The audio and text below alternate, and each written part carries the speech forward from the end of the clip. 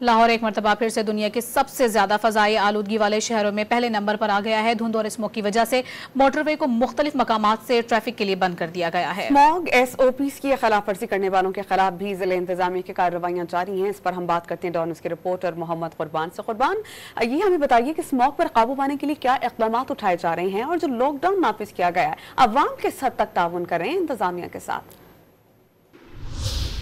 जी बिल्कुल, बागों का शहर लाहौर दुनिया के आलूदा तरीन शहरों की फहरिस्त में एक मरतबा फिर पहली पोजीशन पर आ गया, जहां एयर क्वालिटी इंडेक्स 1140 की खतरनाक हद अबूर कर चुका है, जिसके बायस शहरी नाक, गले, आंखों और जिल्द की बीमारियों में मुब्तला हो रहे हैं और जिसके बायस महकमा माहौलियात ने शहरियों को अपने घरों तक महदूद रहने की हदायत की और मास्क के इस्तेमाल को यकीनी बनाने का कहा गया है। दूसरी तरफ CTO लाहौर ने भी अहकाम जारी किए कि जुमे और इतवार के रोज शहर के दाखिली और खारजी रास्तों पर इजाफी नफरी DSPs की निगरानी में तैनात होगी।